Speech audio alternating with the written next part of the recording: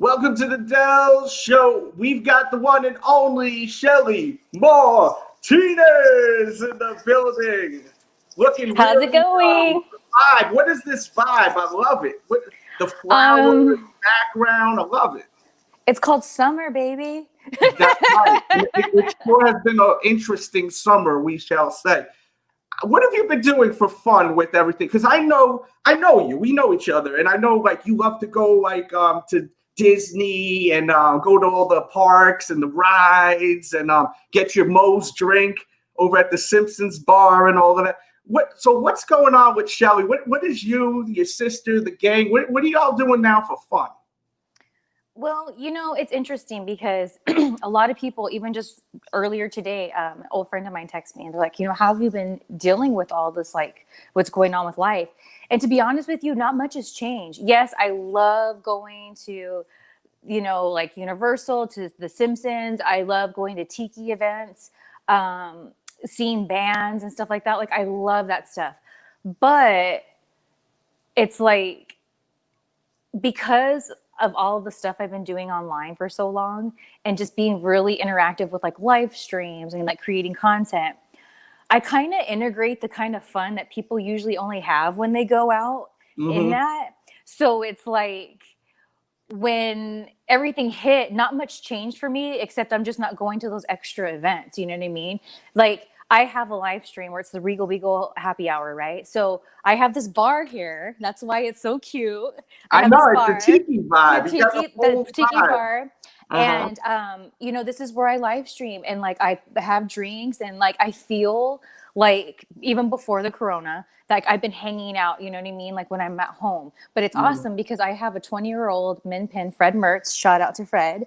And Good man. he's so old. And so it's nice that I get to like before the corona, I was already feeling like I'm hanging out, I'm going out, I'm doing things at home because I kind of have to because of Fred. So when the Yeah. corona hit, it was almost like now I have a pass not to leave the house because sometimes people piss me off so much that I don't want to leave. And that's like a I whole feel other you. thing. Like we could sit here and joke about it, but for real, it's like my secret Uh, society, which is my ultimate fan club. I have a Snapchat feed just for them. And a lot of times I open up to them, because I feel safe. It's my secret society. So for the year before, like last year, everything happened with the corona. I opened up to them about like I have agoraphobic moments to where like it's so super easy for me because I do create content at home. Everything's comfortable. I gussy up the place, so it's not like I'm yeah. bored at home. So when the corona happened, I was like, wait a minute. I've been trying not to stay at home. Like, no, this is not good for whatever the reason why. And then that's what it is. People get on my nerves and I hate it because I love people. But man, people suck. Yeah, and we were talking about that behind the scenes.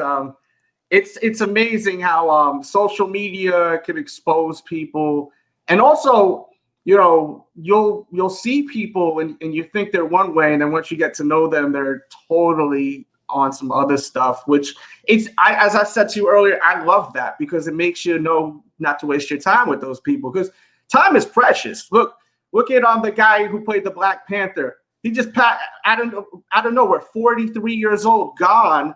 It makes you realize, your day could come any day. You can't be wasting your time around bad energy, bad aura, shitty people. Like, I want to be around fun, good energy. I don't want to be around some whack people. Like, that's why, right? See, for me, I've been around death since I was a little girl. So it's like Mm. kind of effed me up. So are you familiar with the movie Three Amigos? I know you Oh, are. yeah, we were talking about Oh that yeah, the that's right. We other were time. tweeting. Yeah, You did yeah, tweet yeah. me. Yeah, my little buttercup. Uh-huh.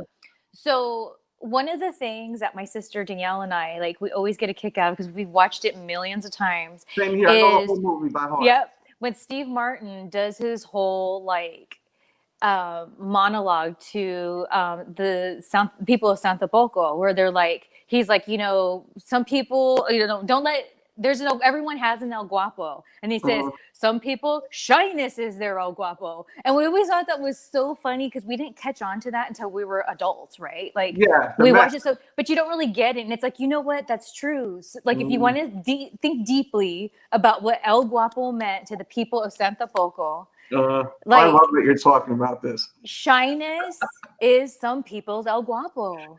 They're so shy and fearful when really they're more powerful than that shyness. Just like the people of Santa Poco were more powerful than El Guapo and his men. Yeah. It's deep. Yeah, so, a plethora of men. Yeah, a plethora. You know, and he doesn't even know what it means. You know what I mean? So like that's how insignificant El Guapo's power truly is. Like he doesn't even know what that means. But the people of Santa Poco out of fear. So yeah, some people's shyness is their El Guapo. So for me, my El Guapo is death.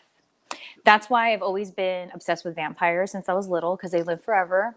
And for me, where my problem is with dealing with like almost hard to let go of people who maybe I should let go of because they're not my people,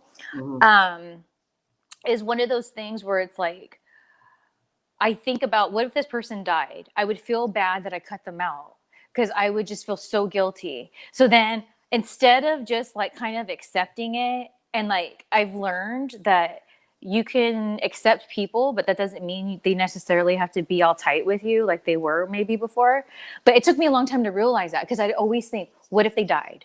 How would I feel? Like I would hate that. And there's been a lot of times where I would reach out to people, and a lot of times it didn't go over well because they weren't ready to hear it. So it was hard and all that stuff. That's why when I see you tweet about certain things, like I totally know what you're talking about, because a lot of times people told me, you know, I shouldn't be tweeting so much how I feel, or I shouldn't let certain things bother me. But it's like, dude, I had to go through all that to finally get to where I'm at now, where those people, now I get it. I can love them from afar, but that doesn't mean they have to dine with me. You know, you can't sit with me. You can't sit with me anymore, but I'll give you a hug and I'll mean it and whatever, but you can't sit at my table anymore, you know? Yeah. You lost that right there. Yeah. Sadly, it's not even like you can't. No, sit it's here. not even it's like, no. Man, you know, I wish I could, but you lost your spot. Like, sorry. Like, I'm so sorry. Like, time is limited. Time is limited. Life is limited, man. We can't waste the time. It really is. But then again, that's what would get me to feel like, oh my gosh, and that would open myself up to people just to continually get the same thing happen over and over. And it just had to be to where, to be honest with you, when I was spending so much of my energy being butthurt, I wasn't making money. It was taking me away, like, because I was being too depressed to create, and I wasn't making my money. So when I realized that's how bad it was getting, I was like, bitch, you get it together. This cannot happen now. And now that I've been able to let go slowly of all of that, now I'm making my money. Interesting.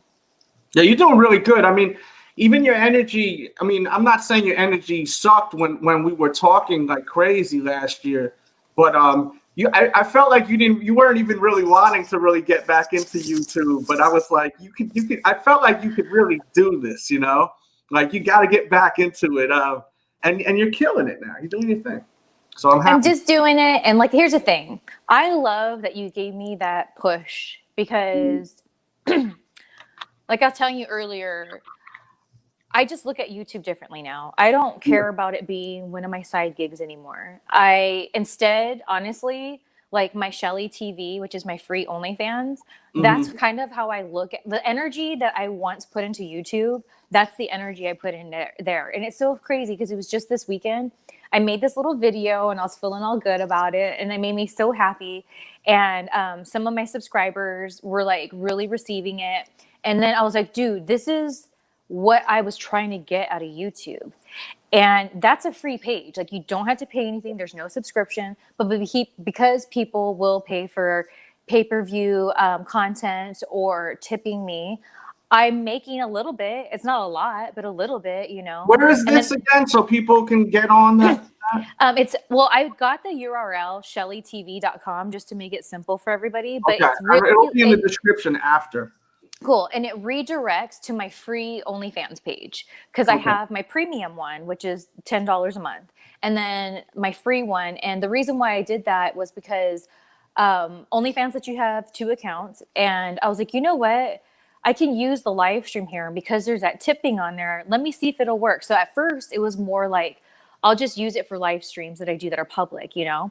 And then it just went really well. And then I was like, hey, I did a little poll. Would you guys like to see, like, you know, kind of like the stuff that I can't post on YouTube? Like, I'll put a video on YouTube, but it's like the censored version. And if you go to Shelly TV, we had to deal with that in the past. Like, right. remember? You go Shelly TV, boom. And so it's like people really received that and it continues to grow. And I was like, whoa.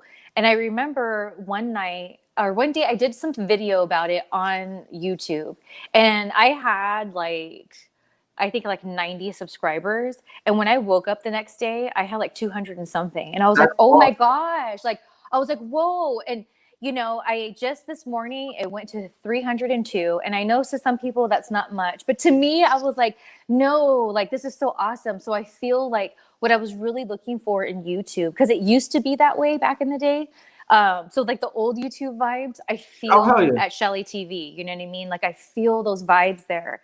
And that's why like with YouTube now, I just don't care. I use it as a commercial of what I'm doing to stay connected with my fans because I know some of them still use it. And I worked really hard on it. And so I have all that old stuff on there. And no one's going to tell me that I'm not going to post. That's the thing. Maybe That's so. Right. It's like, and no one's so going to tell Shelly what to no post. one's gonna That's tell for me. damn sure. So fine, I'll put some lame ass video up that's all boring, so like I won't get in trouble. But you know, there you have it. You know, so that's why now it's like YouTube. I just look at it as a hobby. That's just it. You know, and I'm fine with that because I've had a lot of weird feelings with YouTube because many years ago, I got introduced by it by a famous YouTuber, Trisha Paytas. And Trisha and we met on a set of a show called America's Next Sex Symbol. And it was Tracy Bingham from Baywatch. I know her, yeah. Yeah. She was in a reality show and it was with her and like other celebrities. And the whole thing was, they got to come up with a concept of a reality show and then and then the process was showing how you start a reality show. You cast it and then you shoot the pilot and then you present it. So it was a really cool thing. And I was part of Tracy Bingham's idea, which was finding America's Next Sex Symbol. And that's where I met Trisha. Now that was when YouTube was not what it is now. I actually did that when I was in TNA. So that's how long ago that was. Wow. Yeah. And, so we just kind of became like kind of friends a little bit. And she's the one that told me that she makes money on YouTube. And I remember at the time she was like, yeah, you know, like on a bad month, I'll make like $1,000. And I was like, wow, like that's awesome. So, because, you know, I was in TNA, I wasn't making that WWE money. So I was like, wow, like that sounds good to me. So that's when I started to really focus on my YouTube channel. So this has been a journey for a long time. And then when I went back to the Indies, I kind of didn't do it as much, or that focus wasn't there. But then when I came back again, a lot of YouTubers really inspired me. And I felt like, especially because wrestling hurt my feelings, that YouTube was like okay, makes sense, YouTube. Like now it makes sense. I can focus on it, whatever. And then when I found out how fake and phony those YouTubers that inspired me were, how some of them are not cool human beings. Mm-hmm. And some of them I've had personal interactions with. So I say that by personal. That's when I was like, this is just like wrestling. So it's like YouTube hurt me the same way that wrestling did. Yeah. So that's why it's been this like pull with me, because it's like, dude, I thought you were something else. And now you're not. You used to be.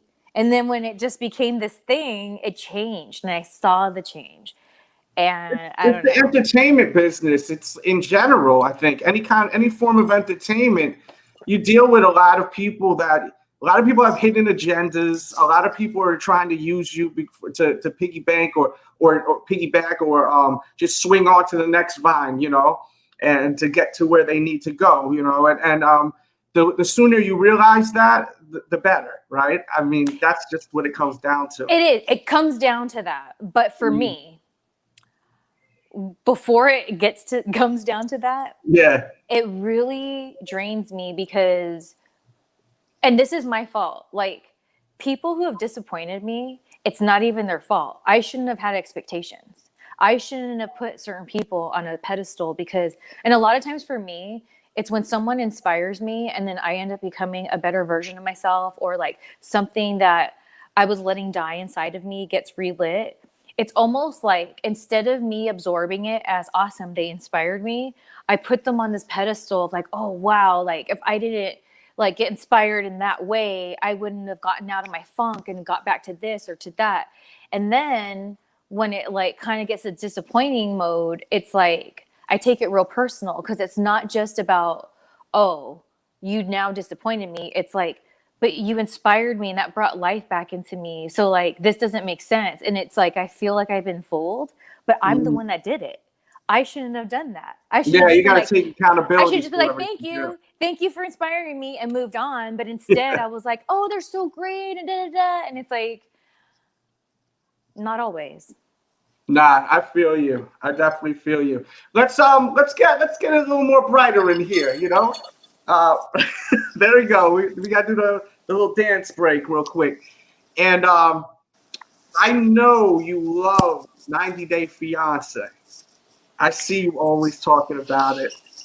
And I love the video you did about the not fans only, the what is that thing you pay and they send you a message? What is that called? Cameo. Right. And you wanted a cameo from what's the chick's Darcy. name? Darcy from Connecticut with her sister. And I love that story right there. I thought it was so clever. And then you ended up buying the thing to get your money back. You had a credit. I sure did. Yeah, I sure did. So I sure did. Tell me about that real quick. The Okay. short version, just so people can hear how slick you are. Well, real quick. So it's interesting because I never watched 90 Day Fiance until this season, the season 4. So and the main reason why I did was because Stephanie on there, she's the one that like, she's a YouTuber. I'm online friends with her, and she's the one that introduced me to Patreon. So like, I wanted to support her. But when I watched everything else unfold, I was like, dude. But what's so crazy is when they do the B90 now, which I love, when they have the other couples from the other seasons of whatever pop in, I'm like, I don't care about these people. I'm not invested in them. I only care about these season 4 people. I don't know why. I've tried to watch other ones. I don't know what it is about these season 4, because it's not even just about Stephanie. It's like, I am just intrigued by all these people, even the ones I hate. Like David. Who do you hate? I hate David. I hate Ed, because they're predators and they know they're predators. But here's the thing. Ed is the small guy, right? Yeah. Greasy, nasty hair, right? Yeah. This is what gets me about them, okay? Uh-huh. So I'm getting fired up for real now. Ooh, I love it. Let's go. Let me take a sip. It's the best season. I tried watching other seasons. They ain't hitting right. Maybe that's what it is. Right. I just hit the right one. Okay, with Ed and with freaking David. Big Ed and David. Barf. Let's talk about narcissist. He has his little cup with his like that he drinks out of with his logo. Like, look, dude. Okay. All right. Let me just get down to the freaking cheese man here. Okay, so these two fools, they want to go on TV and bitch, moan, and complain that they don't want to feel scammed. When bitch, then why did you go on an international dating site? You know what that is. Mm-hmm. And then David has been to freaking Russia how many times now? Like, you know the deal. And to where he's like, you guys don't understand. I have to get engaged so we could start our he knows the rules because he knows what he's doing. So no, bitch, no, no, okay, no. And then Ed, oh, STD test. Oh, no, dude. He is so obnoxious. I mean, how dare he do that to that girl, man? And then here's the thing that gets me on the B90. I was hoping that they were going to talk about the night that they had sex, because when I was watching it, I was like, look, she's getting drunk because she knows she has to pay the piper. That's just what's up. It's an arrangement. It's an arrangement. Yeah, she's So trying to get to the United States, and it's she's an going to arrangement. do some horrible. I mean, look at that guy. That guy's. Can you imagine even kissing that man? I mean, come on. So she had to get drunk on the champagne, and he knew what he had to do. What did he do? He ordered champagne. Like he knew what he had to do. She knew what she had to do. So when he's like, oh, you know, I don't want to be taken in, bitch, please. No. That's why it gets me to no. And then here's the people who really piss me off. That Jeffrey and that Varia. Yeah, They just like end because they're so shady. They're shady. And what he did, oh, I'm getting goosebumps right now. What he did to Mary. Oh my gosh. So like people who haven't watched, there was this guy, he has a girl in Russia that he wants to go and like be with. Well, he has like his BFF, like the one, his safety. Yeah, Mary. His safety. Yep. Mary is kind of like the girl that's like the local girl. You guys kind of like have a little like thing going on. Real cute, real cool vibe. You guys hang out at the bar. You guys are always hanging out. You know everything about each other. Yeah. Exactly. And long story short, when things didn't work out, and then I was like, you know what? I hope he ends up with Mary. I love Mary. Maybe they're just supposed to be with each other. And then when everything unfolded, I was like, you know what? This is probably not the first time something like this happened between him and Mary. She's probably always that one that when he's feeling all insecure, there he goes running to her, little bitch. Get out of here. So She's those two called to him basically. Yeah. Single. Let me give her a call. Hey, you want to hang out? She comes walking in, you know, because she's got to think for him. Look at right now. I pray Mary finds an awesome man, and then Jeffrey has to see them get married. Amen. There you go, right there. and him still together or no? I don't know because I've tried to look it up, and it said that like I saw some stuff that said it seemed like they were still together, and then something popped up to where he had some ex file a restraining order against him. He's so shady. He's so shady. You can tell he has crazy eyes. Those crazy eyes. And guess what? So does Varia. So they're a match made in heaven. As far as I'm concerned. Go be crazy together. The crazy asses. You know what was so I'm sorry, go ahead, girl. So going back to the cameo. Yeah. Oh no, wait a minute. Go ahead. Oh yeah, go ahead. Tell the story. I'm sorry. Okay, so when I started doing Cameo, you know, when I log in, I started to see that there was like 90 Day Fiance people on there, you know, like Big Ed and all this. And I was like, oh, okay. I was like, oh, Big Ed. Okay. Like people really want, because of how I feel about him. I was like, people really want a cameo for him. That okay. And then I look at the prices. And here's the thing. I don't know. Like I look on Cameo and Celevium, and people, even who I feel are in my bracket of celeb, I guess, man, they charge a lot. And I'm like, I don't even charge that much, and I'm not killing it. I don't know how these people are killing it, but whatever. So my sister was having a really bad day, and her and I just love Darcy and her sister, Stacy. And I was just like, you know what? If I sell a photo shoot today on my OnlyFans, I'm going to take that money and I'm going to buy Danielle a cameo from Darcy and ask Darcy to give her some words of encouragement. So it happened. Boom. And I was so happy. I am like online friends to the max with Big Vito's wife, Noelle. And we watch 90 Day Fiance. We tweet about, she's who I always tag. And so I was texting her. I was like, oh my gosh, I'm so excited. I'm getting this cameo for Danielle. She's having a bad day. I'm going to get it from Darcy. I'm so excited. And I hate to admit this, but I cried. Because I pictured. You wanted the moment to happen. I know that's why too, right? I pictured Danielle vividly watching Darcy telling her, don't give up, girl, blah, blah, blah. And it made me cry. And I text Noelle saying, I am such a nerd. I'm crying right now. And she was like, oh, keep me posted. So because I'm a creator on Cameo, I know how it is. If you don't get back to it to the last like 30 minutes, it'll keep bugging you. So yeah, it'll be like, hey, you know, and it'll even be real cute. Like there's X amount of dollars for you waiting. Just make this cameo. Like it's like they really encourage if you let it sit there. So I know she was getting the alerts.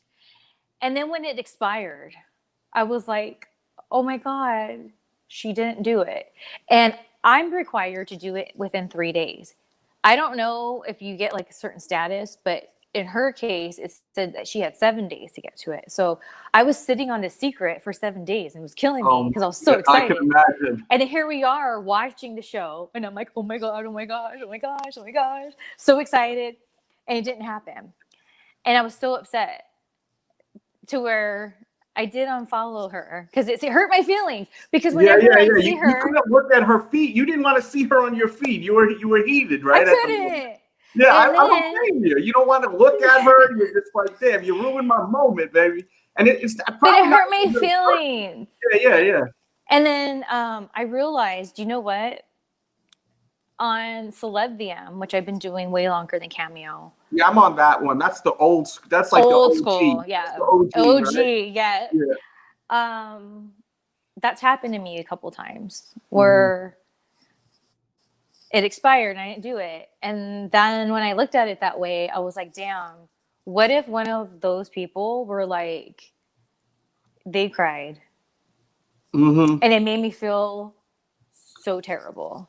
I was like, dude, because back in the day when that show, My Name is Earl, came out and he talked about his karma list, that really resonated with me. So ever since then, throughout like my journey in life since then, like I always think like I just want to be even. I need to check things off my list.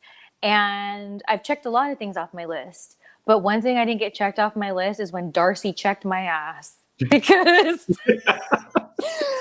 now I know how it feels. Now you know how it feels, right? You got to learn that way. That's the lesson of life.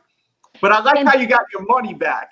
So what I did, so get this, guys. Okay, so I thought, okay, I'll just get my money back, whatever. And then it was like pending, a balance pending. And I was like, pending? What are you talking about? And so I looked it up and it says they don't give refunds, that you just get a credit. So I was like, there's not one person in this entire universe that I'll use that towards. Like, there's not one person. Like, as much as a fan I could be of certain people, the only person I was willing to spend money on was Darcy. That's why it hurt. Yeah. So that is a big compliment. I mean, there's some pretty heavy hitters on that site, you know. Well, I just look at celebrities in a different way. In life, and you know, I have purchased one there once, and that was for my daughter's birthday. There was someone that she's a big fan of. My daughter turned 10 years old, so I had this girl singing happy birthday for her. And it was a hit, you know. I played it on the TV when she came down in the morning. It was crazy, you know. And it was well worth it. I think that Cameo is good for moments, like the appropriate, right? Like, because really, like they say in wrestling, really sell the moment and really make it happen. Like, and I think that's what it is. Like, that's why it's great. Some people just want a shout out, but and that's fine too. Whatever floats. Right. Yeah. But I love. Okay. But tell us what happened after that. So the balance is there. It's like $50 something, right? So I'm like, okay. So I was like, I wonder if just for a moment I change my price to my because mine's 30. If I change it to, it was like 55 or something like that. If I change my price, I wonder if I'll just get it, even if I like have to take the cut like of what they take, like fine. So I did that. I ordered a Cameo for myself. And then what I did to make the Cameo is I talked about what had happened with the Darcy situation and made it public on my feed there on Cameo. Because there's people, I don't know if they know this, if they haven't been on Cameo, you can choose if the video you make can be public or if you want to just keep it private for yourself. So there's like a gallery of like videos of people like whatever. So I put it on there. And I got my money from Cameo. And that's how I got my refund. That's great. That's definitely, I love that on your YouTube channel. The extended version, check it out. Once again, she has a great YouTube channel. It's really fun. You get to see her personality. She's got a great personality, great energy. And that's linked below. And getting back to your OnlyFans. So me, I don't know nothing about OnlyFans. I just know that I have friends that are on OnlyFans. So I see you all posted on Twitter, you know. Sorry. No, I don't mind. I don't trust me. I don't mind. I mean, it's putting a little image in there. Sometimes it helps getting people through the day too, right? So, so let me say for people that have no clue about OnlyFans, right? Because I always thought you had to pay, and this is why I want to talk about this, because I thought this would be fascinating for people to understand. Because I thought to be on OnlyFans, you gotta spend some money on it.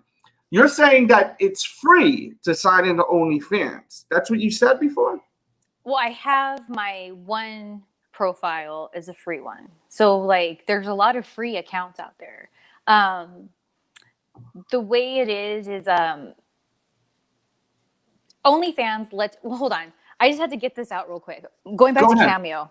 Before we get to OnlyFans, go back to Cameo. No, let's go. Press rewind. Real quick. If people out there would love to get a video from me that's not because a lot of times people will request things that I consider a custom video, which is fine. It's fine. I do fetish modeling. That's fine. But Cameo is not the place. And there was a time where recently somebody was like, oh, I can't wait to get your Cameo, blah, blah, blah. And I'm like, okay, cool. And then he sent me like a video because you can send me messages on there for $2.99. So he paid to send me this video, and it was a porn.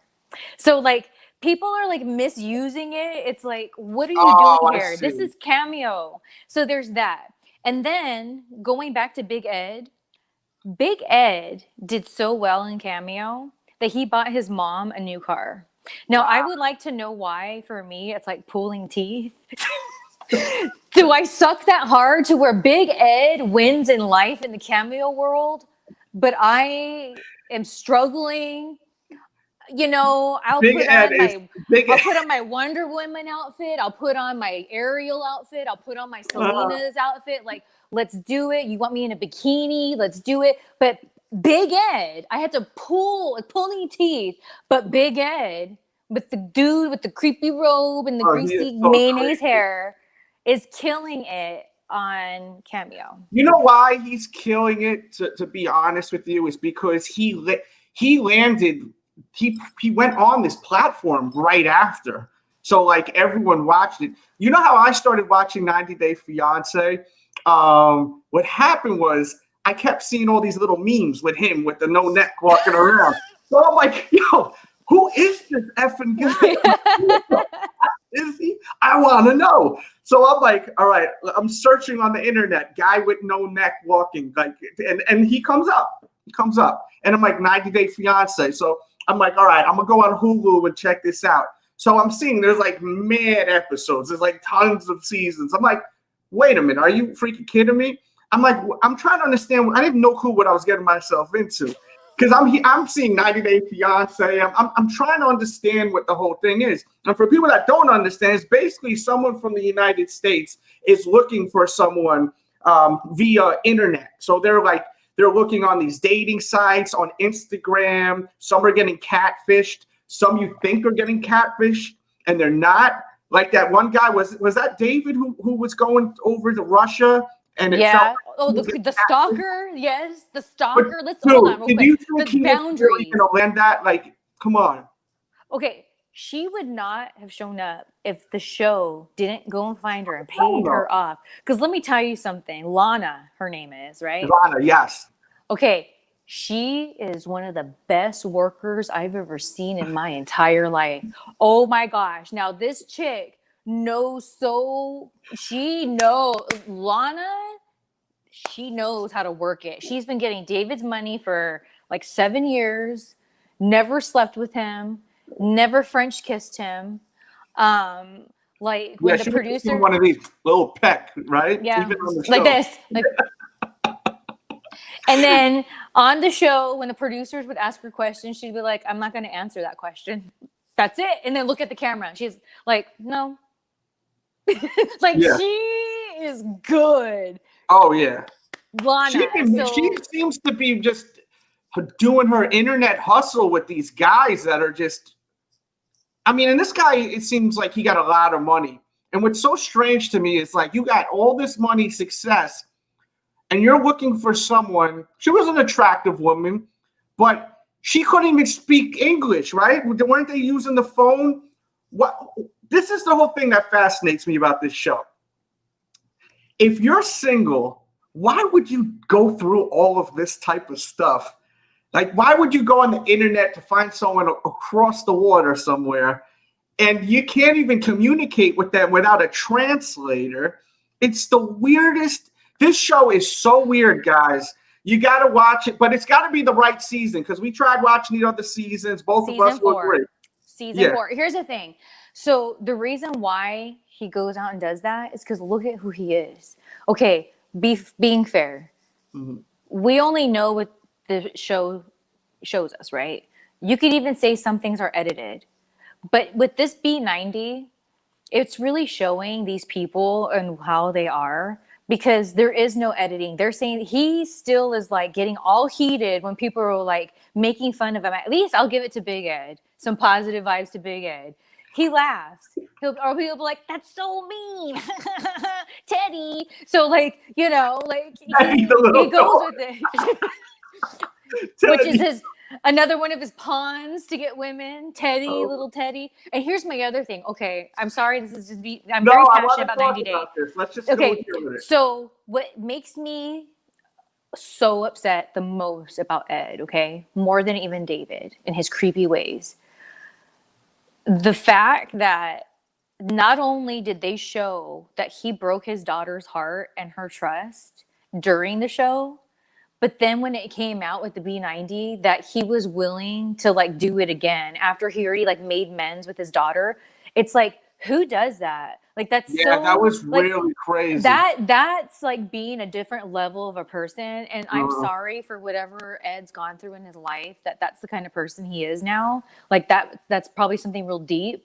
But that daughter, I feel so sorry for her. You don't think like we're here and laughing and I even get like, I'll get upset, but it's still funny. But this chick really exists down in San Diego and people know that her dad's this guy. Like that sucks. Like that sucks. You know what I'm saying? And the betrayal and like how she let him back in. And then he was like, admits that he was willing to go back to try to get Rose. Yeah, that was crazy. That took, because, you know, think about even when I'm watching it, I've got 2 daughters. Like if my daughters were like, nah, you got to chill, daddy. I'm going to really put that in perspective. You know, like I'm not like and the thing is like, it's just, you can't even comprehend this all because as I said, like the girls are clearly trying to use the guys to come into the United States most of the time. I think I would say 90% that would be all right around there. I would think so. It's just, is this a work? Do you think? Like, do you think this is a work? This show? No, because I don't think it is either. But how could this be real life? Like, how could this be real life? It is though. That is. And here's the thing: being that I live in LA. This whole girls from Russia is nothing new. It happens all the time. There's girls here because there's gigs here in LA that you can get that you don't have to show proof of citizenship and you kind of get paid under the table. And you can still be working on music videos and, you know, doing little background stuff on TV. Like there's ways around it that people, because they look at it as cheap labor anyways. So that's where I've met these Russian girls. I know these girls that come here because they want to be in LA to be famous, and they're just a mail order bride. Like I've been amongst them, so I get it, and it's nothing new. So that's why I'm here to say yes, it's 1000% real. But what gets me too is at first I felt really bad for that Yolanda, but it aggravates me because being that she shared that she was very overweight before and she lost a lot of weight, which was awesome. She's so hung up on looks. She's like, I just need a man with muscles. Oh, the muscle, da, da, da, da. And that's when I turned on Yolanda. I was like, she knows better because people judged her for being overweight. And not only that, she judged herself, which is even worse. So now she's feeling better. She's looking good. She feels better about herself. And now you got some cockiness now. So now no guy's worth your time unless he has muscles. That's right. You're not a size 2.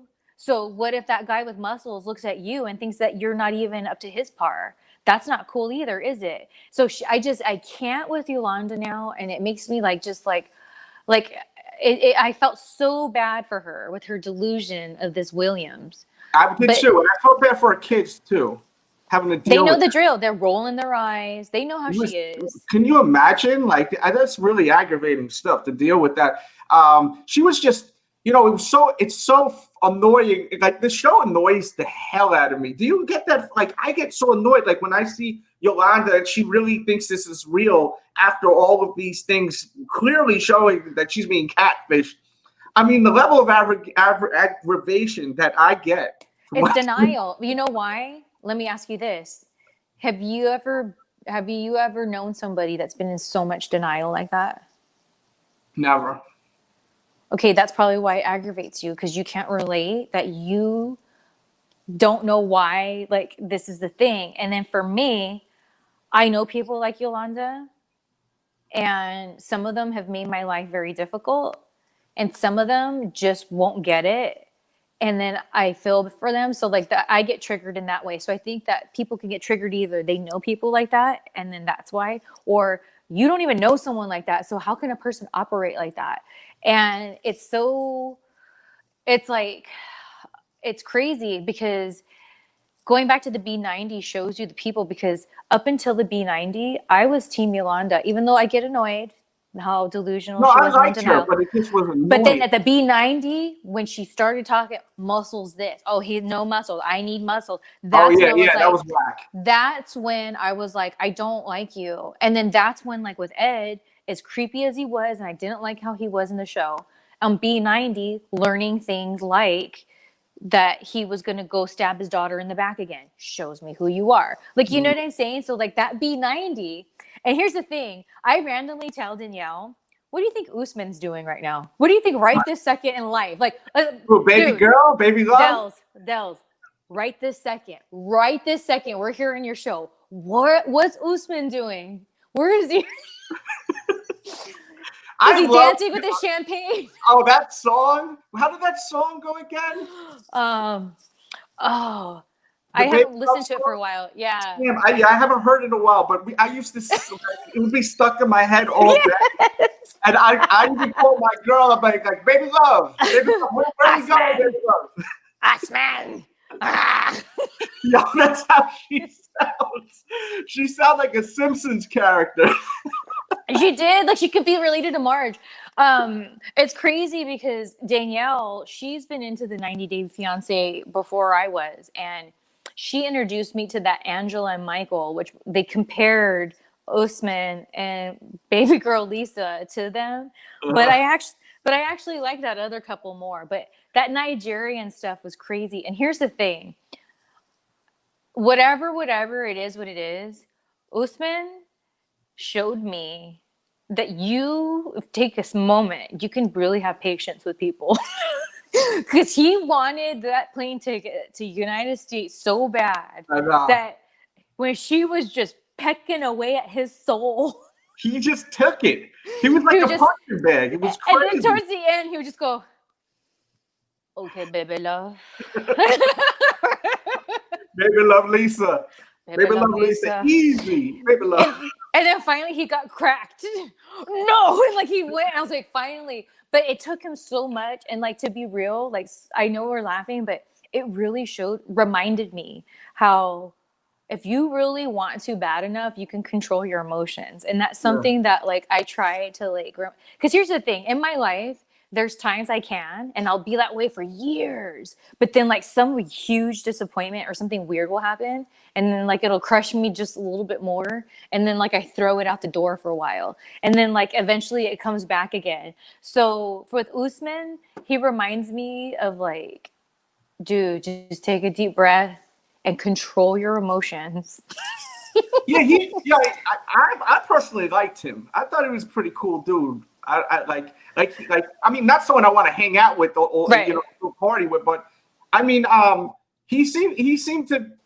I know he probably had an agenda. I think everyone on that show had an agenda on both sides of the water. But I actually really liked him. You know what? I don't think Avery had an agenda. I think she really was into Ash. Ash was a mess, though. Oh, Don't get me started. We're gonna talk about this for forever because we both like this show. You know, how crazy was it when he had his seminar, or whatever we call it, and I couldn't believe it. I could not believe it, right? He sounded like such an idiot.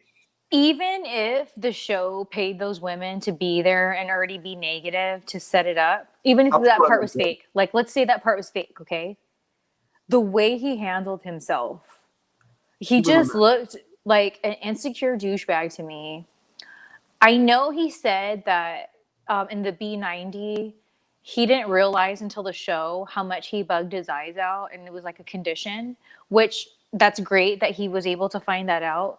But in my opinion, I still feel, condition or not, there was some part of it that had to do with like nervousness, you know, that like it seemed in those nervous moments, that's when he would be doing it. You know what I mean? So I'm not saying it wasn't a condition, but to me, being a watcher, and I'm always watching people's body language, it seemed like when he was doing it, that's when he was nervous. You know what I mean? Like when they, oh my gosh, my favorite, when he sat down with the brother.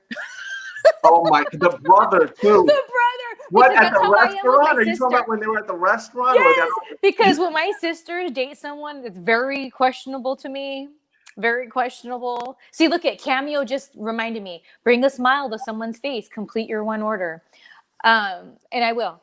But that's how I am with people that I'm like, you might have Danielle fooled, but you don't have me fooled.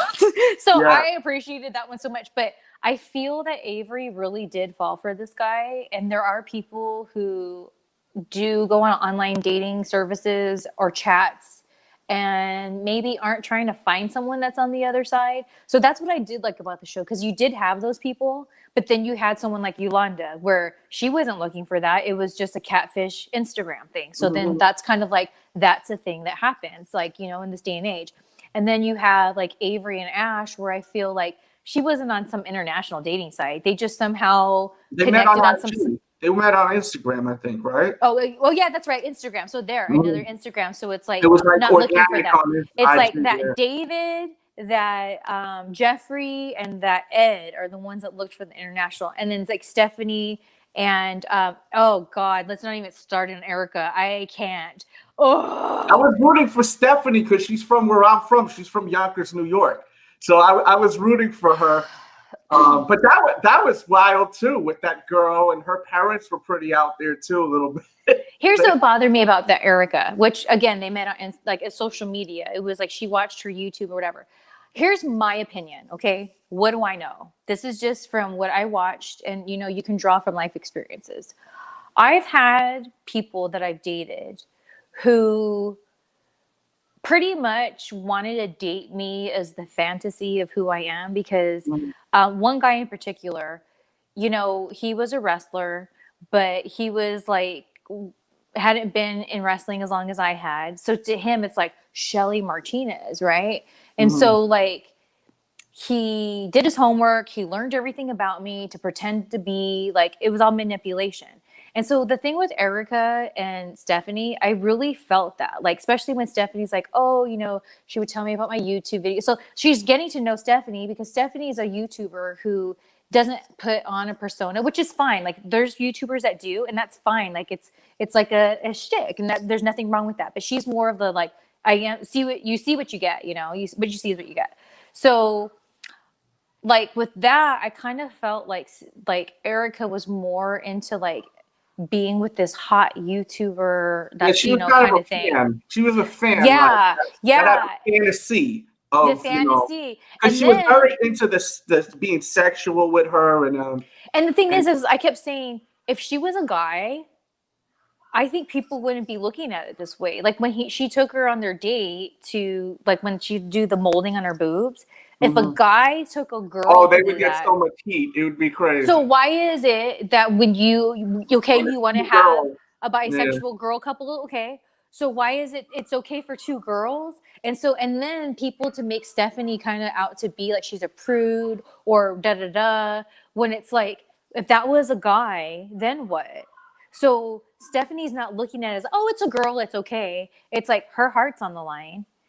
her heart happens to be going to a woman right now. And I would like to think from woman to woman that she would get that. So to me, Erica is just one big douchebag. Yeah. That date was crazy. That was the first date, and they were literally she First wanted her to go date. topless and paint. First date. And not only that, by the way, there's cameras watching you.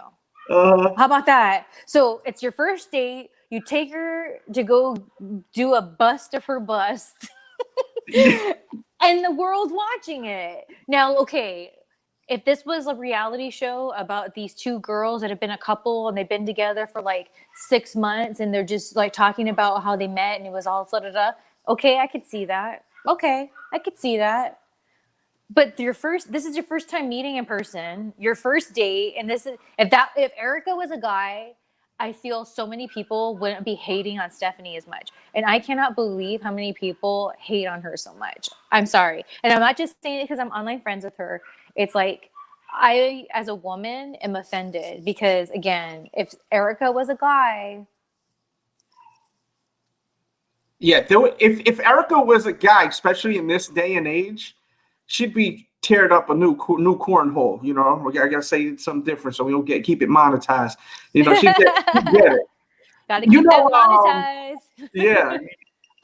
Damn. You got to run soon? I don't want to keep you here too long. I'm fine. You're fine. Okay. Damn, I just lost my train of thought. Went away again. Damn it. It'll come back. I know it will. I'm trying to think. Oh, this is what I want to say. So, one thing I've noticed with the shows, right? And I tried watching the other seasons, but as I was saying, it just wasn't hitting right. It just wasn't really working for me. You kind of could tell who got some chemistry right away. Like, I don't know about you, but I know about me and my past. Anytime I've interacted, with someone of the opposite sex, and shout out to everyone that dates the same sex. We love everyone here. If you're attracted to someone right away, usually. And when you're talking to someone for 6 months and then, or, maybe even longer or less, depending on the internet, when you see that person, you're going to kiss them you're going to kiss them, right? I think so. So if you don't have that feeling of you want to kiss them, like, I don't even mean like, tonguing each other down type of stuff, but, lip to lip greet with a kiss. You got talking for hours upon hours. These people right there, I could see it's not going to work. And if you look at most of the relationships that were captured in these shows, a lot of the times there's no kind of vibe as soon as they meet. And it just shows how you could talk to someone all day, every day on the internet, but there's some kind of aura and chemistry, like with the physicalities next to each other, like it may not work. Like you could talk to someone all day, every day, but you see how many times they see each other and they won't even give each other a hug because it's a different world. And I'm not really thinking of like, what's the little guy's name? What the hell is his name? Ed. I mean, that was crazy because he even lied about his height, But you could tell, like, I mean, think about if you were talking to someone for 6 months, you'd kiss them, right? Shit. Well, here's the thing. Being that I've been in wrestling forever, a lot of times I had long distance relationships, and I was getting to where you'd be in that dating process with people. It was Skype conversations. You know what I mean? Mm-hmm. Especially when I'm not booked with the people, with that guy on a show for a long time, or we're trying to at least make it work. And so there's no bookings together at all. And so in that time, I've had relationships, so it was very online. So that's why with 90 Day, when I was watching it, I really connected with it because I've been there. I have been Avery in ways. I have been Stephanie in ways. And it's just, for me, I remember there was this one relationship where I worked a show with this guy. He went after me. To be honest with you, I was just in a low place in my life, so any attention was fine. with somebody who seemed a fit, because he seemed like he was a fit because he knew what I liked. And so we hadn't had, like, before I saw him again, there was a good, like, couple of months of, like, talking just online, Skyping, blah, blah, blah. And I remember when I finally went to, like, when I saw him again, the way I felt was, this is real. And that's what I saw with some of those people that got awkward. It's like, wait a minute, this is actually real. Like, this is like no computer screen. This is what, and that can be awkward. Yeah. But I also had the same kind of experience before with somebody else where there actually was something a little bit more there, because he wasn't faking who he was and all this.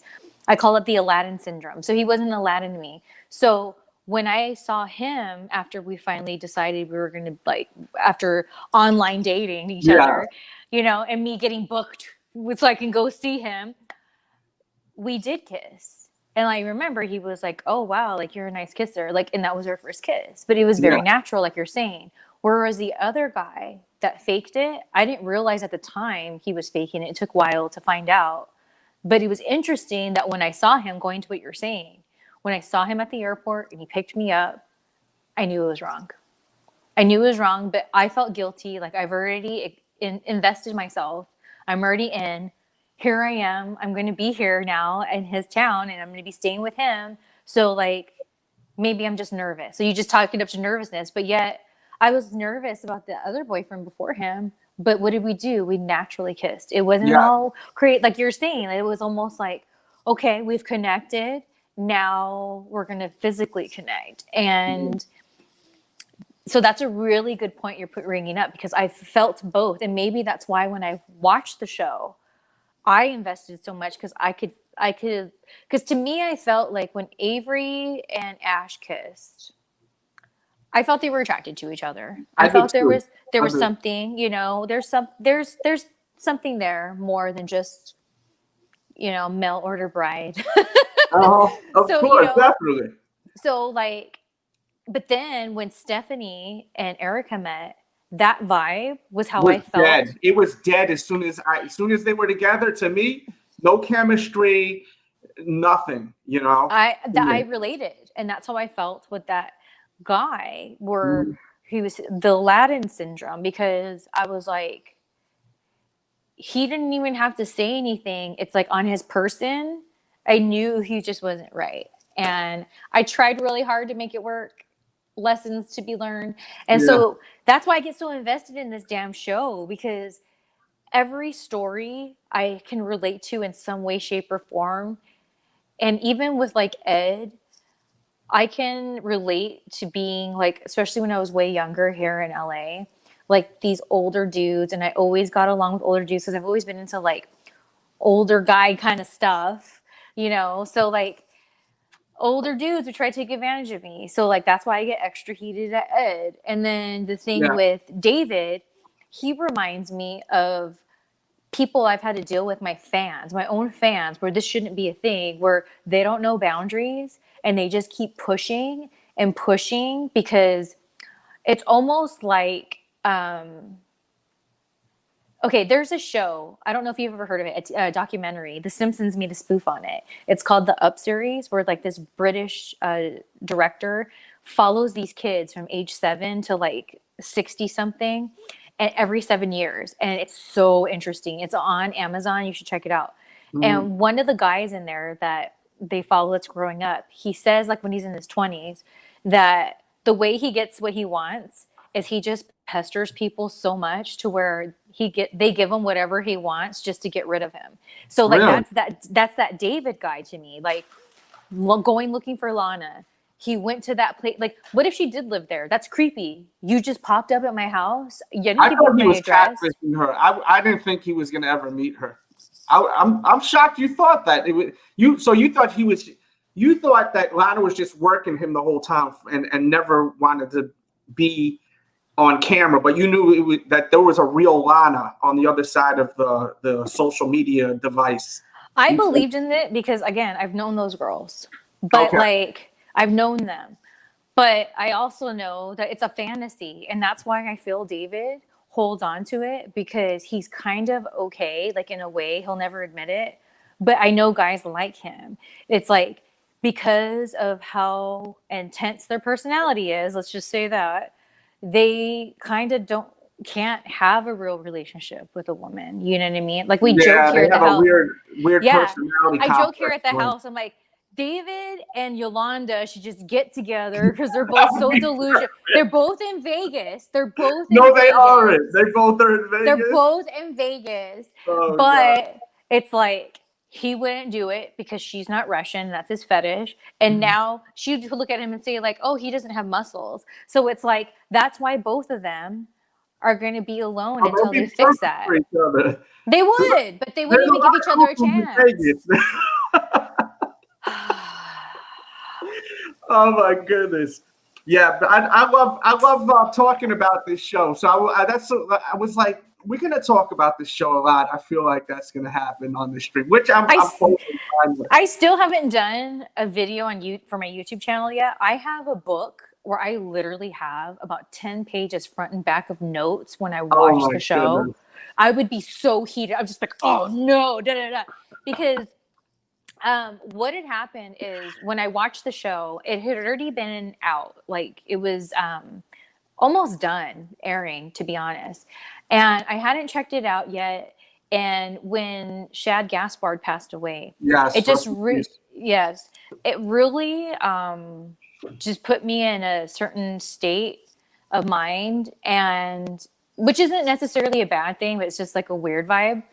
And I kind of just wanted a like step away from that. Like it was consuming me so much because, to be honest with you, okay, I told you earlier, my El Guapo is death.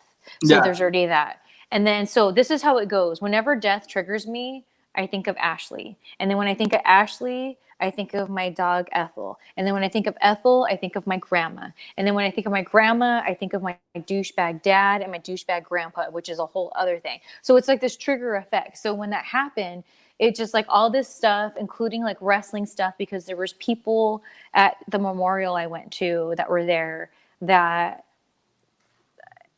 honestly have really hurt me. And at one point, some of them I would call my best friend, and they were like a complete stranger to me there. And I wasn't going to say I wasn't going to say anything because it wasn't the time and place, or even worth it, because we've all gone on to our own lives. But it just put me in like a lot of things into perspective, right? So I just needed a vacation from that way of thinking. It was consuming me so much. So that's why I was like, you know what? Stephanie's on that show. Let me go see. And so I binge watched like up until like it was like in real time, which there was only like maybe 3 or 4 episodes left. So I binge watched for like a week and a half. And that's when I had my notes and I was all crazy and I was like, ah. And the reason why I haven't done it isn't because I'm flaking out on it, is in between that, Danielle got excited and she was like, oh my gosh, I need to see it from the beginning. So now I actually want to do it with her, but she needs to watch like the beginning part more. So it's coming. It's coming. Yeah. Once again, guys, make sure you subscribe to her YouTube channel. If you're into, like, you should subscribe to her YouTube channel just because I want you to be honest with you. Yes, if y'all love me, subscribe to her YouTube channel. Thank you.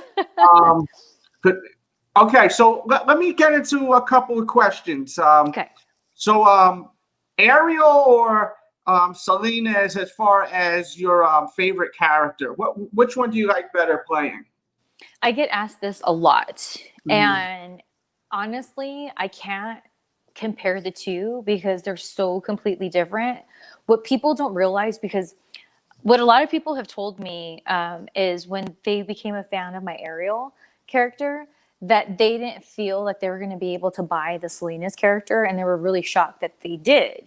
And it's like, well, because I am a vampire chola, like that's who I am, like with or without wrestling, that's who I am. So it's so cool. And I keep saying this, it's like a common theme, and I'm going to keep saying it because I know a lot of people, because I am so vocal about my feelings and everything, they kind of labeled me as like bitter or whatever.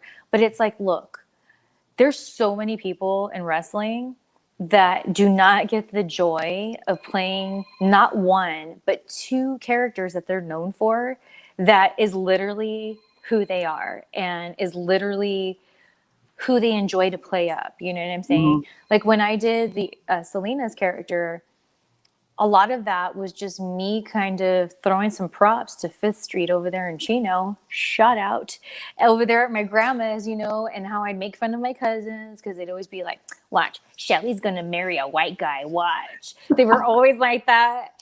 So to me, and it's so funny because I didn't find out till years later how deep in some of my cousins were into some stuff. But so it's so funny. Like I would roll on up to my grandma's, and there'd be a bunch of cholos outside, and I would just be like making fun of them. I'd be like, oh, and they'd be all butthurt. And there was a song, I don't know if you remember. It was Lean Like a Cholo. Do you remember that? Yeah. Elbows up, side to side, elbows up, side. And so I would do that to them, like, oh, you're gonna lean like a cholo. And they're like, man, we hate that song. I go, why? It's legit. And they're like, what? I go, hey, what kind of shoes are you wearing right now? And they're like, what? I was like, you got white MJs on your feet, just like the song says, white MJs on my feet. So honestly, like that's where like that Selena's came from. And then the Ariel, ever since I got like bitten by a vampire, which was when I saw Lost Boys when I was a little girl, I've been a vampire. You know what I mean? I've been a vampire. So I can't compare the two. It's like they both embodied me. They both still do. And that's just what's up. Like, you know, I don't need a costume to say that, damn it, my soul is Ariel and Selena's. Like, that's what's up. Yeah. So I can't. Let's do this then. Just to try to get an answer out of you. Maybe this will work. I'm working for some wrestling company, and I tell you, I'm going to give you $1 million if you just walk in and be one of these characters for 1 minute. $1 million. Who are you going to, you could choose whatever character. Who you going with tomorrow? You got to come tomorrow to the ring. $1 million cash. Who you walking in as? And that could change the next day, the way you feel, but tomorrow, or today, how you feeling right now? You feeling more this way or that way? More Ariel, or you going the other way with it?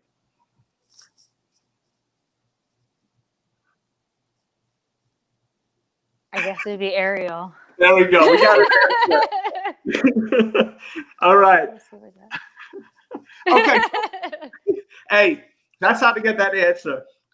But both characters were fantastic. They really were. And you know, it just shows that you're talented. You're able to do all these different characters and everything like that. We've been talking so much about reality TV. I know that we've been on for a while. But so I'm going to try to just get to the other stuff real quick. Okay, sorry. No, don't be sorry. Sheesh, we having fun here. So music-wise, you love music like I love music. You have tons of vinyl.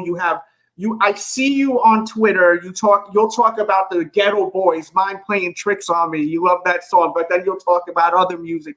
So, let's go into what is your top 3 genres of music that you go to during the week or during the month, go-tos. Then I could dig in on those genres. If you want to go 5, if it's easier for you.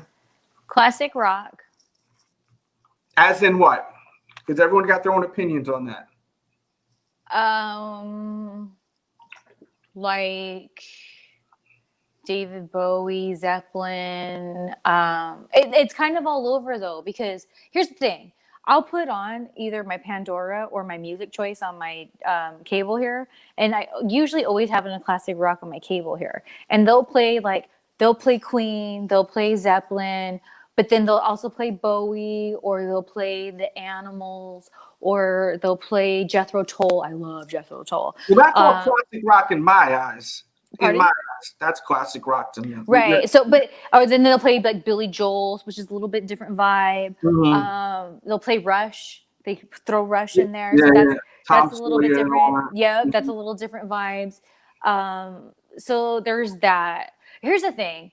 I'm just a real, like, what music I listen to, like, if you were to tally up, is a lot of music from, I would say, like, the 60s to, like, early 2000s. And I know that's a lot, but I do listen to a lot. That's why my sharing on my Twitter is all over the place. I always have my Pandora on shuffle usually.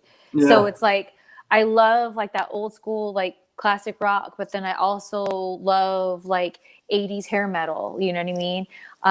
And then I love the people in between, which is not necessarily hair metal, but like Guns N' Roses. So then I like those people, So like good. music of that too.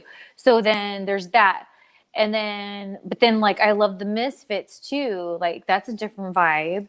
Oh, And that then, definitely is. But you that's know, like, to me, Misfits is punk rock, but it's also like very very like horror like. So I could see you liking yeah. that. And So I it's like, love that. Like I love the song Halloween that they oh, that's a got good even. one. You know, That's a good one. I'm a big Misfits guy. I used to be real obsessed with the Sex Pistols. I got to Mhm. meet Steve Jones a couple Oh, years ago. cool. That was cool. I had a book signing he did. So like there's that. But then I also love stuff like Candlebox, Goo Goo Dolls, Mhm. you know, and then I love stuff like Smashing Pumpkins. Of But then course, I love Smashing Pumpkins. and then I love stuff like System of a Down and Rage. Oh man, here's the thing. In my house, they know if I keep listening to Rage Against the Machine, there's going to be some me flipping off. Like, here's the thing: when we just moved to a new place a couple months ago. When we're at our old place, I had a night. I was real turned up and feeling very one with myself. And Rage was on, and I went to my balcony and just flipped off the Oh city. no. And then I do this a lot when Rage comes on. I'll walk like this. It's Now like you do you what in they the told mosh you. pit, you're ready Now to you jump do in what the they pit. told you. And like one time I had on my OnlyFans premium channel, I have a weekly live stream just for them where I wear either like a sexy costume or lingerie. And I had on my shuffle on my phone or on my my phone. So it was going on Pandora. And then Rage came on. And I was like being all sexy, whatever. And then Rage came on and I just like turn, and then I started looking into it. I was like, no, you do what they told you. And I wasn't trying to be funny. I was really Yeah. that's how it is. Yeah, you do what they told you. Ah! I love it. You But know, at the they are time, so I had great. in my oh, They're sorry, go ahead. so good, Rage Against the Machines. I've seen them live 3 times. I seen them live once with Wu-Tang Clan. They did a concert together in Jersey because they didn't really have big concerts in New York much. And it was so crazy and violent that they had to bring in like all these police officers and state troopers. I believe it. But they're so intense. The music, like, I mean, live, it's like it's on steroids, like intensity. But I just can't listen to it imagine. regular, that you get that energy, right? And that's the thing about music, and that's why I wanted to talk to you about music, because me and you like a lot of different stuff. Because I could talk about music for days. I mean, literally 4 days, because I listen to so much different type of music. Because I don't know how people, and I'm not judging anyone that's in here that just likes rock or hip hop, but it's like, to me, that's like eating the same food every single day. I gotta hear different type of stuff, because it just it gives me different vibes and different feels. You know what I'm saying? Like, you can't get the same energy from one type of music than another one. And I don't want to not miss out on that kind of energy. So if I'm in the mood to listen to something more chill out, maybe I'll play some Pink Floyd.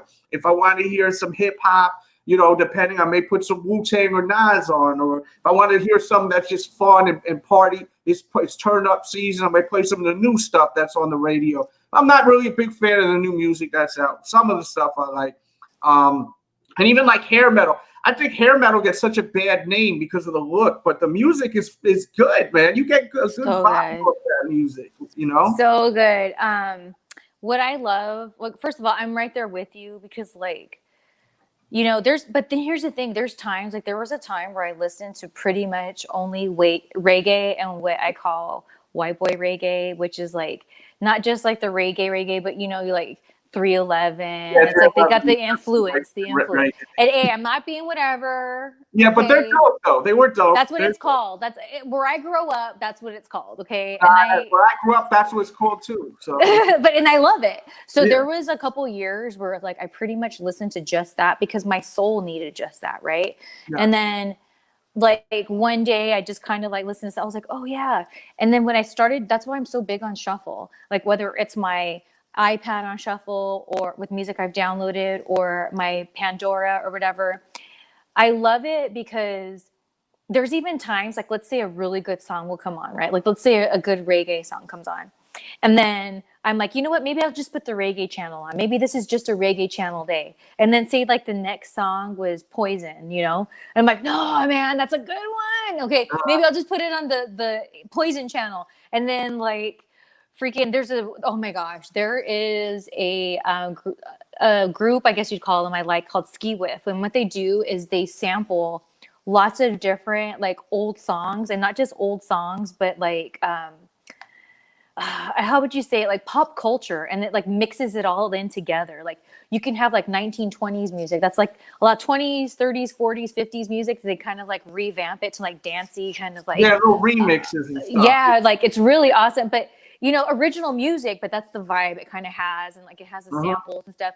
So it's like a lot of times I'll be shooting with like, I'll put my Ski Whiff channel on, but then right when I go to that shuffle, it's like, I feel like, and I know people probably roll their eyes sometimes, but when I tweet, I'm on a musical journey today, or I'm feeling the musical vibrate. It's true because like, I think I know the vibe I want to be in, but then something else will pull something else out of me. And I'm like, oh no. And it's just like this awesome like ride I go through. Oh, you know? it's the best. And that's one thing that I liked about you that made me gravitate toward you right away was the music. Because I started seeing in your house, you had all them vinyl.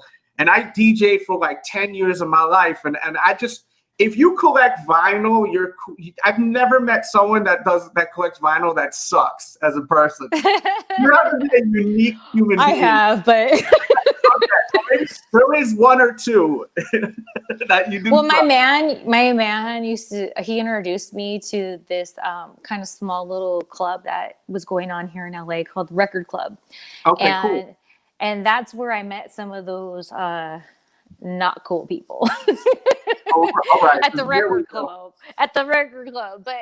But no, it was really awesome though, because when I got introduced to that, it showed me how like it just kind of opened my world to different music. And what was really awesome about it is it was at a bar, and this gal Emily, shout out, even she'll never see this, but shout out to Emily throwing those vibes out.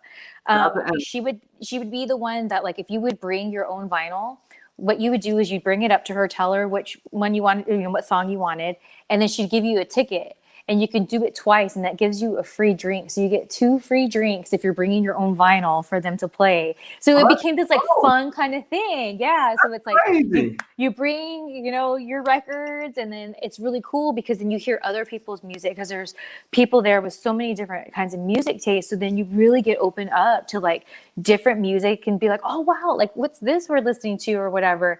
And so it was really cool.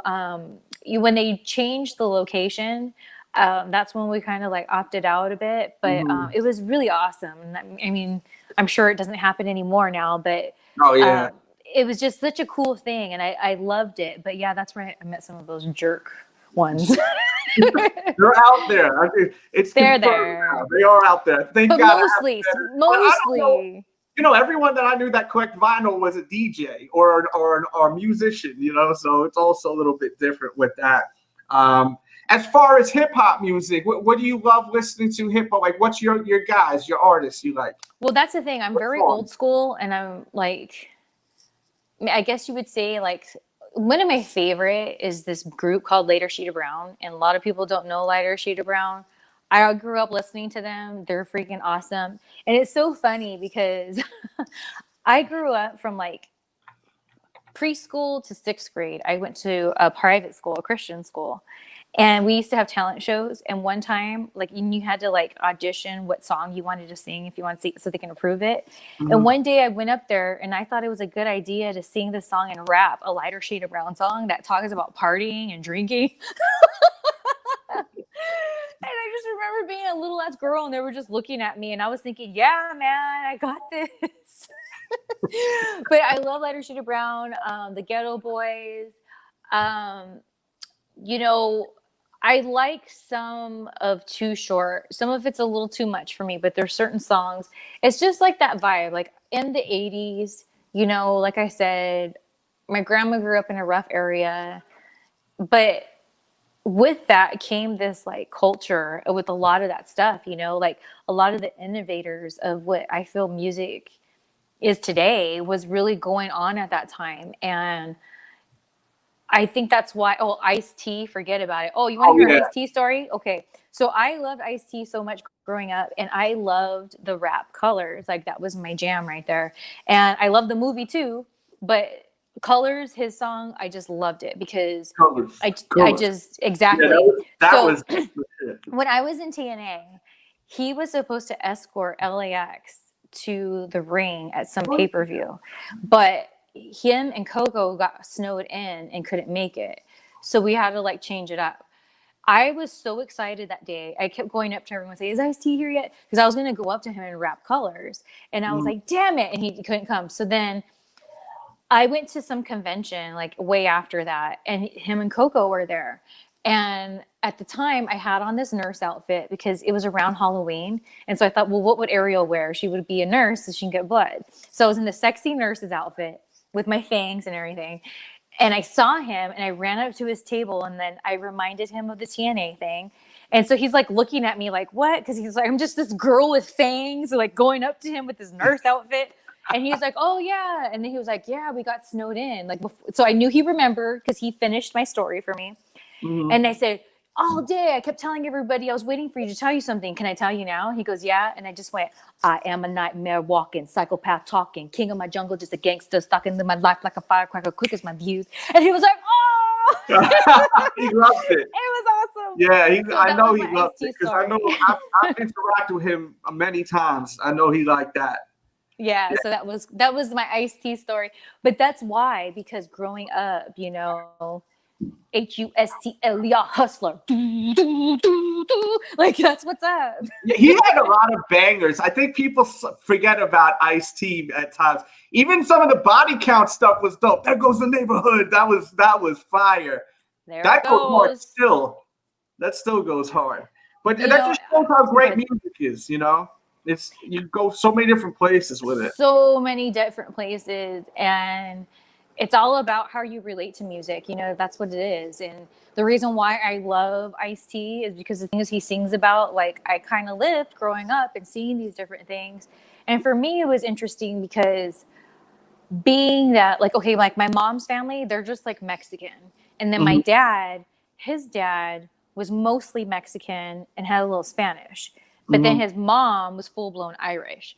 So it's like people didn't really know what to make of me. And I was always like kind of treated like, oh, the white girl. But then like, especially going to a private school, like it didn't mean I had money. My mom scraped together for me to do it. Like we struggled.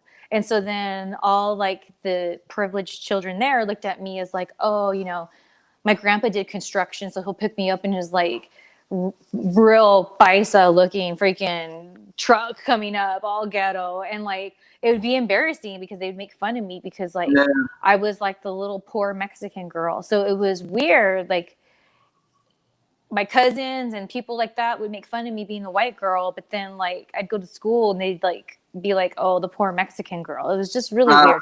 But it was fine. Like it's made me who I am, and that's why I am the way I am. Don't kill you makes you stronger. And absolutely, it's facts. And I can totally relate with the car situation because when I was young, my dad and mom drove the biggest piece of shit. And you know, with all due respect, you know, I'm not trying to disrespect my parents. They do what they can for me. You know what I mean?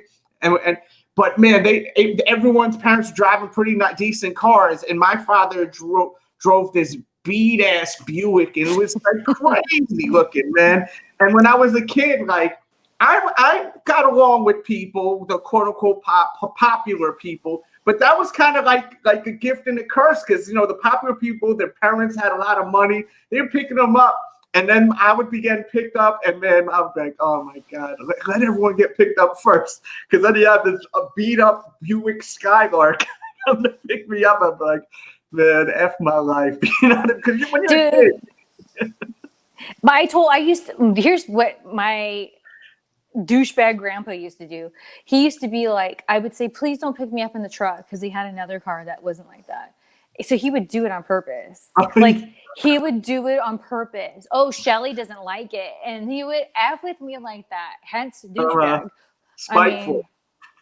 Very petty. So it's Yeah. like, it was weird for me as a kid to be like, why are they doing this to me on purpose? Stop. It was weird, but it's fine. No, It's it's all fine. good. It's all good.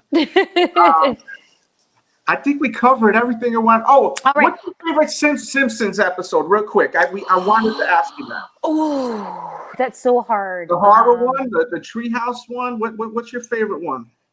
Let me know. That's so hard because there's so Name many. a couple real quick. But here's the thing. I'm a huge fan of Ned Flanders. Ned Mm-hmm. Flanders is like one of my favorites because I strive to be like Ned Flanders a little bit. He's a good guy.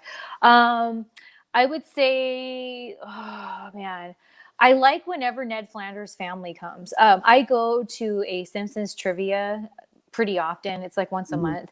And during Halloween, they have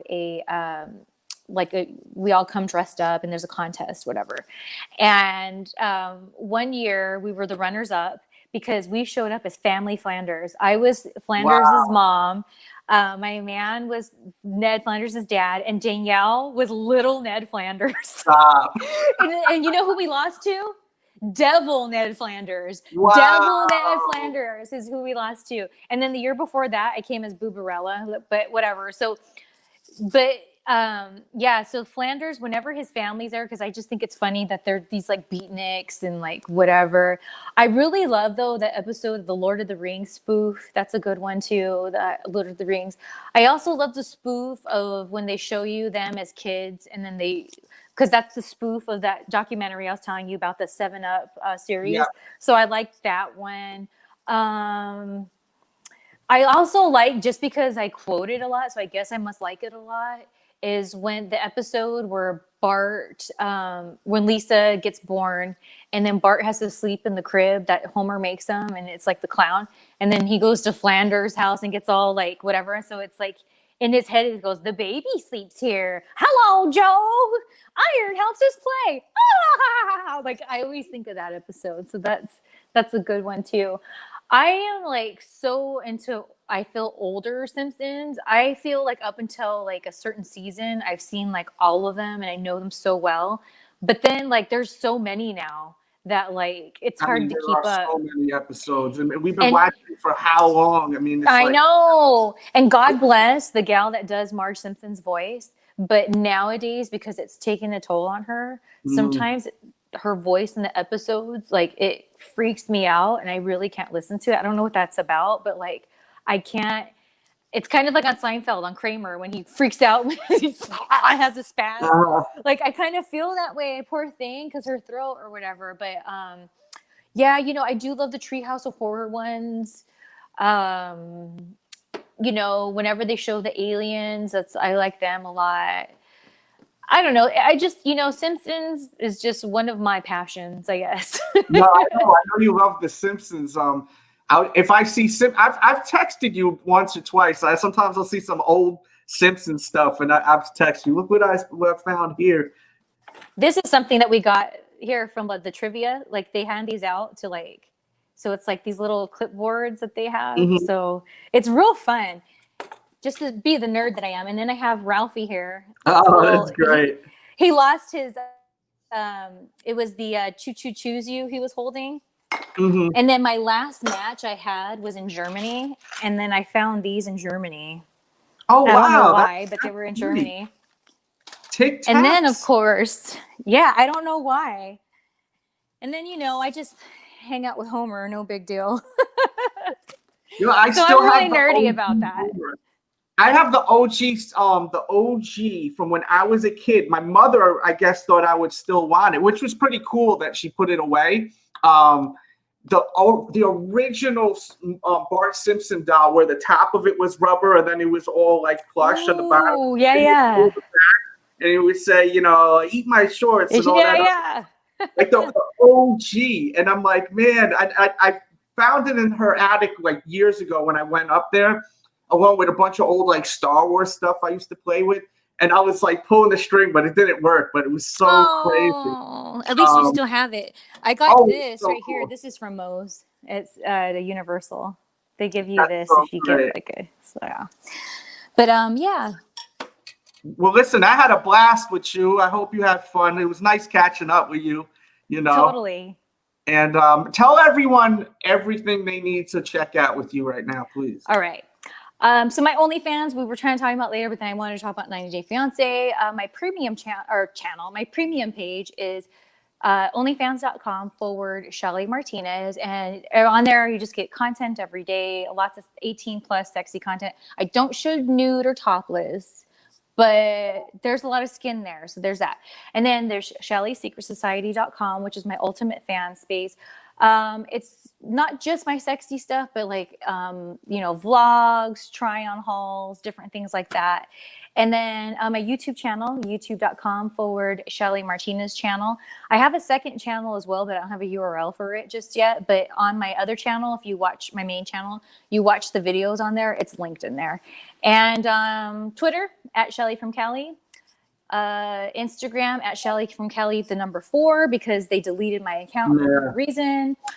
So yeah, and if you get confused, just go to ShellyMartinez.net. It'll link to everything.